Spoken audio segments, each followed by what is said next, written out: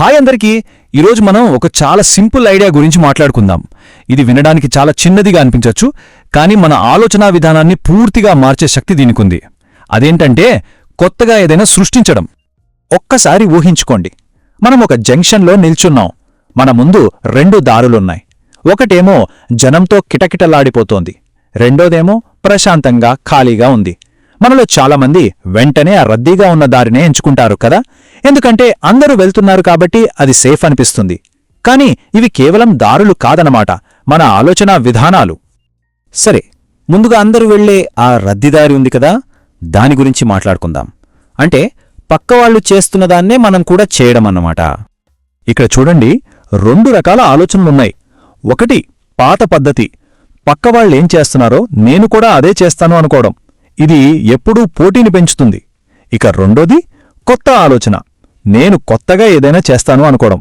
ఇలా అనుకున్నప్పుడు మనం ప్రత్యేకంగా ఉంటాం, అప్పుడు మనకు పోటీనే ఉండదు. చూసారా ఎంత తేడా ఉందో? అసలు అందరూ వెళ్లే దారిలో వెళితే ఏమవుతుంది అంటే చాలా కాంపిటీషన్ ఉంటుంది కదా, మన ప్లేస్లో ఇంకొకరు ఈజీగా వచ్చేస్తారేమో అనే భయం ఉంటుంది. ఎంత కష్టపడినా వచ్చే ఫలితం మాత్రం తక్కువగా ఉంటుంది.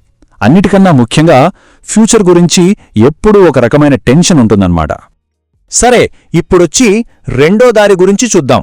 విశాలంగా ఖాళీగా ఉన్న దారి, అదే కొత్త దారి అన్నమాట. ఈ దారిలో వెళ్లాలంటే కొంచెం ధైర్యం కావాలి, కాని దొరికే ఫలితాలు మాత్రం అద్భుతంగా ఉంటాయి. అసలు ఈ 0 to 1 థింకింగ్ అంటే ఏంటి? చాలా సింపుల్ అండి. అంటే ఏంటంటే అసలు లేనిదాన్ని కొత్తగా తయారు చేయడం, 0 నుండి 1కి వెళ్లడం లాంటిది. ఉదాహరణకి, ప్రపంచంలోనే మొట్టమొదటిసారిగా ఒక కొత్త బొమ్మను తయారు చేశారనుకోండి, అదే 0 to 1. మరి ఈ కొత్త దారిలో వెళ్తే మనకు దొరికే మంచి విషయాలేంటో చూద్దామా? మన లైఫ్కి ఒక క్లియర్ డైరెక్షన్ వస్తుంది, కాంపిటీషన్ టెన్షన్ తగ్గిపోతుంది, మన మీద మనకు నమ్మకం పెరుగుతుంది. అన్నిటికన్నా ముఖ్యంగా మన భవిష్యత్తు మన చేతుల్లోకి వస్తుంది. బాగుంది కదా? సరే, ఇదంతా బానే ఉంది, కానీ మన డైలీ లైఫ్లో ఈ రెండూ దారులు ఎలా ఉంటాయో కొన్ని చిన్న చిన్న సరదా కథలతో చూస్తే మనకింకా బాగా అర్థమవుతుంది. చూద్దామా?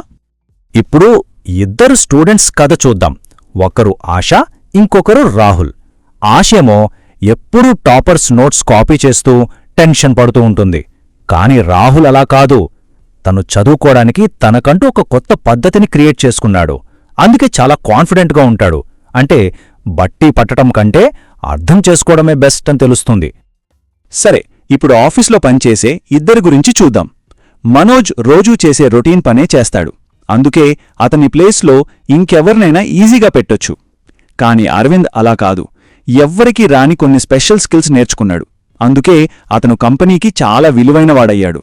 దీన్ని బట్టి మనకర్థమయ్యేదేంటంటే స్పెషల్ స్కిల్సే మనకు సెక్యూరిటీని ఇస్తాయి. ఇదింకా సరదాగా ఉంటుంది. ఒక వీధిలో 10 టీ కొట్లున్నాయనుకోండి, అందరూ ఒకేనాంటి టీ అమ్ముతూ చాలా కష్టపడుతున్నారు. కాని ఒకతను మాత్రం ఒక చిన్న కొత్త ఐడియా వేశాడు. Night time home delivery start చేశాడు. ఇంకేముంది, అందరూ అతని దగ్గరికే వెళ్లడం మొదలుపెట్టారు. చూశారా, ఒక చిన్న కొత్త ఆలోచన ఎంత పెద్ద మార్పును తెచ్చిందో? సరే, ఇప్పుడు ఒక చాలా ముఖ్యమైన విషయం గురించి మాట్లాడుకుందాం. ఇది ఒక సీక్రెట్ కీ లాంటిదన్నమాట. మనల్ని లోతుగా ఆలోచింపజేసే ఒక ప్రశ్న. ఈ ప్రశ్న చూడండి, చాలా కొద్దిమంది మాత్రమే మీతో ఒప్పుకునే నిజమేంటి? అమ్మో, దీనికి జవాబు చెప్పడం చాలా కష్టం కదూ. కాని ఒక్క విషయం గుర్తుంచుకోండి, ప్రపంచాన్ని మార్చిన గొప్ప గొప్ప ఆవిష్కరణలన్నీ ఇలాంటి సమాధానాల నుంచే పుట్టాయి. సరే, ఇప్పుడు మనమంతొచ్చింది. మన దారిని మనం కనుక్కోడానికి మనల్ని మనమే కొన్ని ప్రశ్నలు వేసుకుందాం. రెడీనా? మొదటి ప్రశ్న, మన జీవితంలో ఎక్కడ మనం కొత్తగా ఏమీ క్రియేట్ చేయకుండా కేవలం పక్క వాళ్ళని కాపీ చేస్తున్నాం? అది చదువులో కావచ్చు, జాబ్లో కావచ్చు. ఒక్కసారి నిజాయితీగా ఆలోచిద్దాం.